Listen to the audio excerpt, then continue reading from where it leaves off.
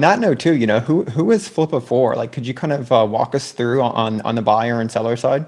Startups, entrepreneurs, and investors. So let's talk about the sell side and buy side separately. On the sell side, you've essentially got two types of seller.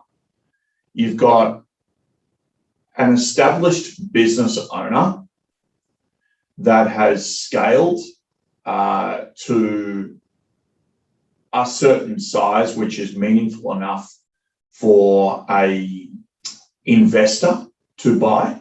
So you're kind of talking about businesses which are doing greater than $250,000 in annualized revenue.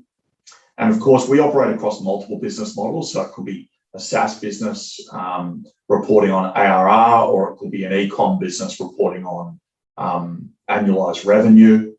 And so they are more accomplished business owners who have scaled on top of the platform economy. So Shopify, WordPress, Amazon, Google AdSense, any of the platforms which enable these business owners to thrive. Then you've got the more junior micro asset. So this is kind of the person who has a side hustle.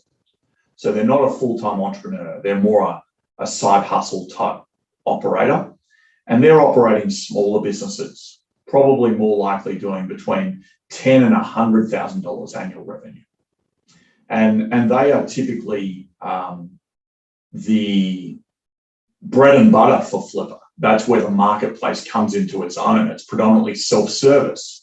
The technology stack has been built to enable them to operate end-to-end on the platform in a frictionless environment.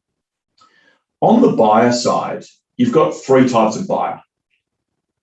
You've got the person who is looking to acquire a side hustle, and that's supplementary income. You've got the be your own boss generation, and that's the person who wants to own and operate and get a full-time income out of that operation. And then you've got investors and institutional.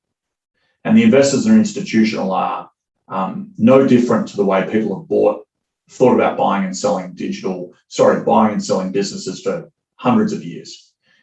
It's there to grow. It's there to be a complement to a portfolio strategy. And they are not individuals, they are groups of people who come together to buy to grow. And so you can kind of think about them in the form of startups, entrepreneurs, and investors as a whole.